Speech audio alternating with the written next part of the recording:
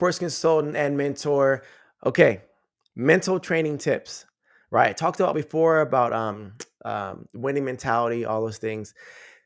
This episode or session, however you want to call it, is very exciting because I'm going to break down exactly how to put yourself in a winning position, and also prepare you for the chaos that happens and explain to you what has happened in the past with our team. Okay, so Madison Forbes was a youth athlete with us and became a national level athlete in high school and is now just being an adult. She wants to be an adult. She's doing her thing and just enjoying life. Okay. Um, so what I've noticed is that with Leap Squad, okay, we have been like pumping out top level athletes every single year. And the speed of the improvement is drastic, right? It's very, very fast. Just to give you an example, Nia Lankin, her dad reached out to me, I don't know, 4 or 5 years ago, um, maybe 6 years ago, and said, hey, my daughter, Nia, she is looking to improve triple jump. They purchased a DVA. DVA is a digital video analysis where I break down the videos frame by frame, tell them what's wrong and how to fix it.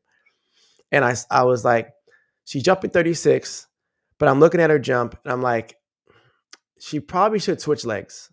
It seems like she'd be better off because I think he asked a question like which leg. She jumps the same both legs. I'm like, she looks more rhythmic on the other leg. And I'm like, if we do this and make these changes and apply these drills, I can see her jumping 3 feet better. Right? Time passes, didn't hear from them. Then all of a sudden, I'm with Titan Rutolo at New Balance Outdoor Nationals at Texas A&M. Take that back. North Carolina A&T. And I get a text message, and it was from Rob, the dad. And he was like, hey, are you around? And I was like, yeah, like, what's up?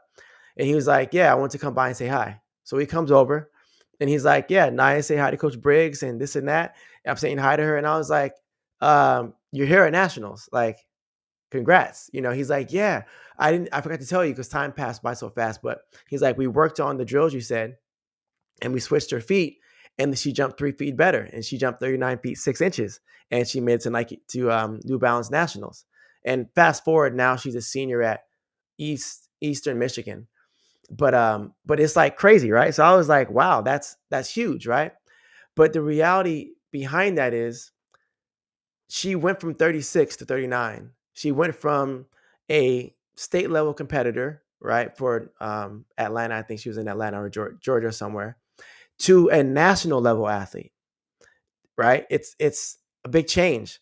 So imagine like how you would feel if you, I mean, technically, she went from state good to national good, and national good is like 1%. So imagine like tomorrow or the next 2 weeks, you hit the lottery and you became a 1% person, like when it comes to finances.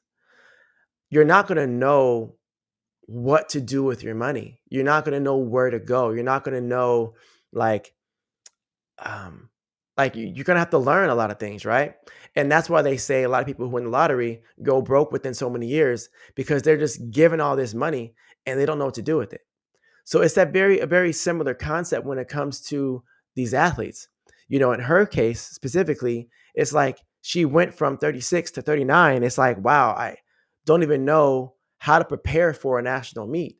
Like, what do I eat? How long? Like, when do I show up? How many days in advance should I be there at the meet? Like, all these questions, right? And on top of that, you also have athletes who have already been jumping 39 feet. So now you're warming up, looking around, and you're seeing these girls that they do this. They jump 39. Like their bad jumps are 39.6. So it's like intimidating. So that's normal for this situation. So when it comes back to Madison, Madison Forbes was, I want to say this was she was 9 or 10 years old. I think she was 9. She started when she was 8, and then the next year made regionals, and she's warming up. And mind you, all the girls look physically bigger, physically stronger. And we're at Cerritos College, and she walks over to the rail on the runway, and she's like, "Coach," and I'm like, "What's up?" You know, and then she's like, I'm like, "Are you ready?" She's like, "Yeah," and then starts crying, like full on tears, like ugly, ugly face tears, right? And I was like, "Oh man, okay." And I realized at that moment, I'm like, she's not ready for this emotionally. And looked at her parents, and I was like, and that's it. We're done for today. And that was it.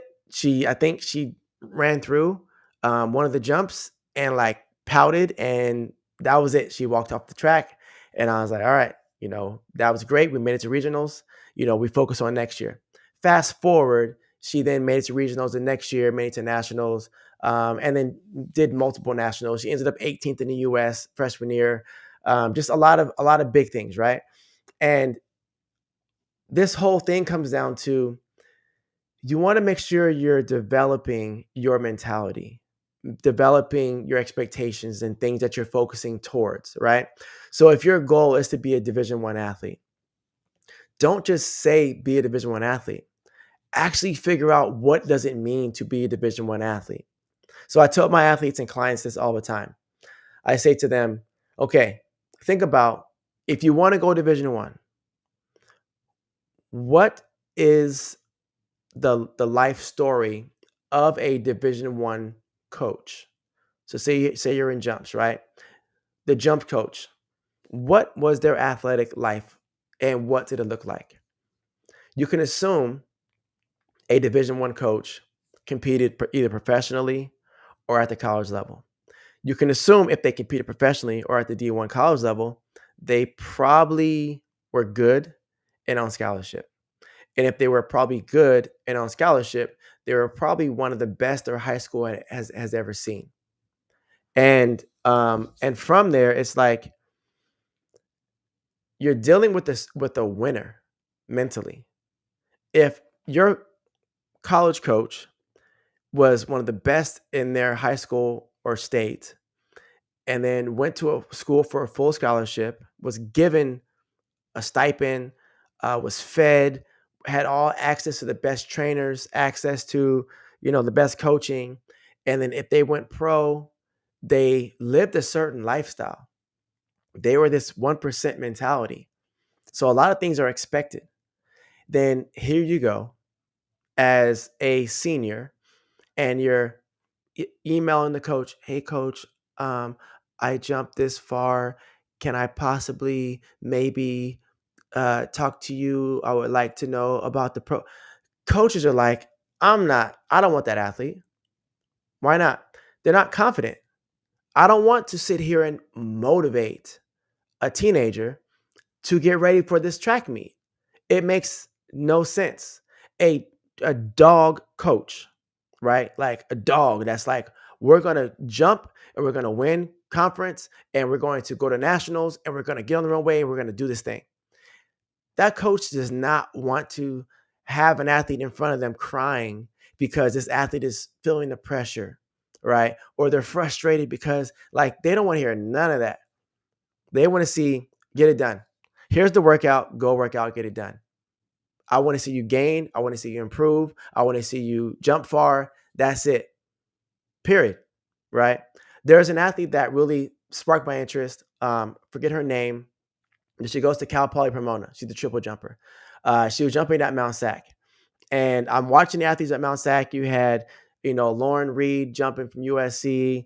You had a bunch of athletes jumping from all over the US, these big name schools. And then you would assume Pomona is a mid-major. It's a smaller school compared to these ones, right? And like, she was inconsistent on the board, but I was like, she had this fire in her where I was like, she'd be so fun to work with because, like, she's so animated, so aggressive in her approach, all these things. And, it worked for her, right?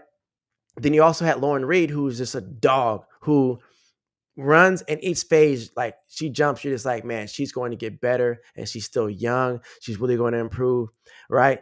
And then you watch the elite section of the girls jump, and then you have these top level athletes just jumping casually 43 feet, just 44, just like, put it together.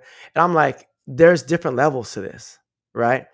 And what I'm getting at is like these athletes, you can tell have been jumping far for a long time. So the coaches gravitate towards this because that's who they want to coach. Coaches don't want to see an athlete who jumps and is mad and is walking back with their head down and watching their interaction with their high school coach with their head down. It's like, nah, I don't, I don't want that. Not here, because that's going to be a bad seed for this program. The fact that they walking with their head down and the coach is saying, come over here, and they're not coming over there, not even close. Not even close at all. Right.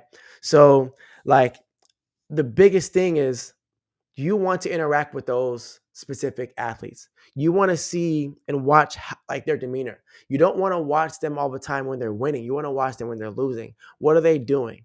How are they working? And for this generation, you actually want to watch behind the scenes. You don't want to just see the highlights of them jumping. You want to see their bad jumps. Many people didn't really watch or understand Tara Davis's journey. I know I keep bringing her example up, but like she went through it. She went through it to go to a school, doesn't work out for whatever reasons, right? Transfers. She can't compete the next year because the school blocked her from competing. And then next year, COVID. And then next year, like injures her breaks her leg. It's just like, geez. She went 4 years without a full complete season, a traditional complete season. But now she's ranked in the world. It's like she's been through everything. She's been through so much. And so when she smiles, you can genuinely feel like, yeah, she's smiling because she's been through it. Right. And so many people could not have handled her 1 year, let alone 4. Right. And she's the world's best. You don't know what she's doing training wise. You don't know how hard she trains. But guess who her husband is? Another athlete doing the exact same thing, who's breaking records, who's running against everybody, right? Like the 5 people that she hangs around with, like from the last episode, like think about it. She has a dog right next to her. So what I'm getting at is, in order for you to be prepared for where you're going, is to interact with those people. Also be very specific on what you want and where you're going. Then ask yourself, what does my life need to look like? Who do I need to become in order to get to this place?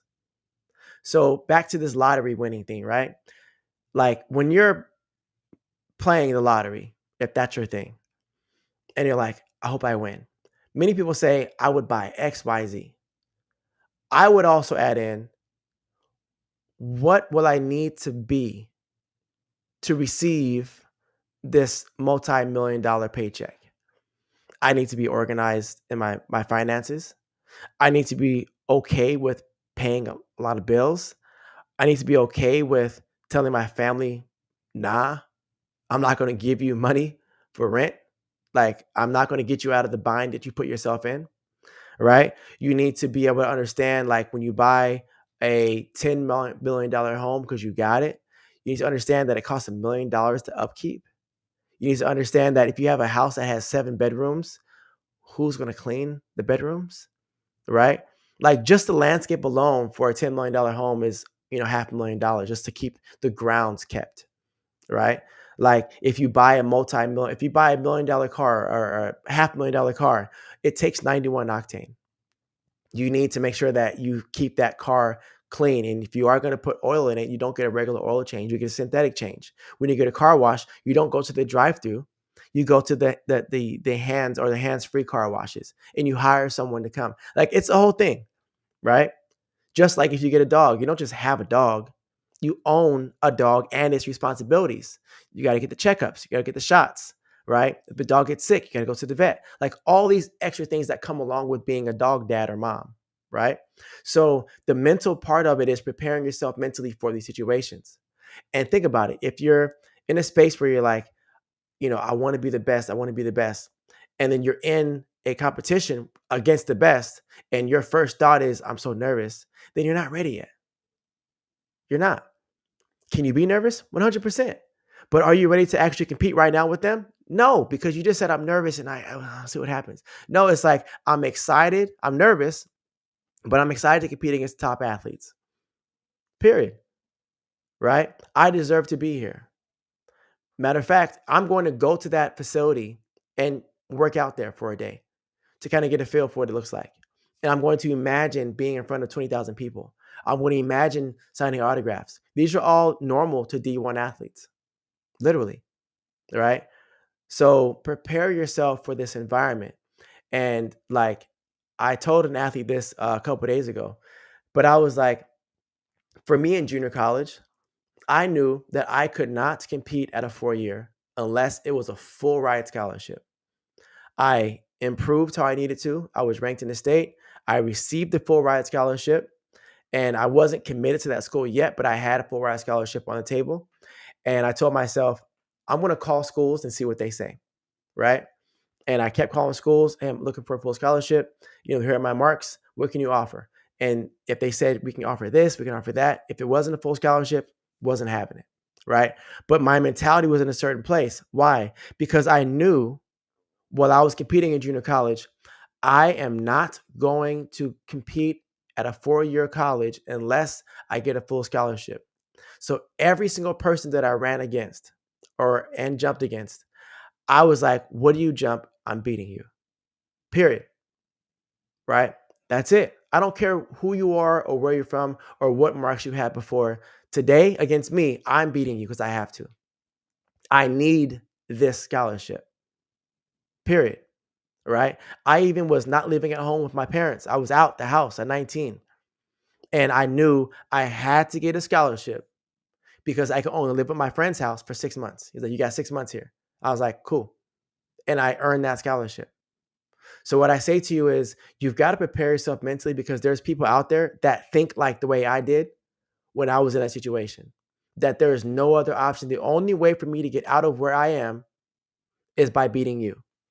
And if you're not in that situation, then you have to create other ways to prepare yourself for the next level of success.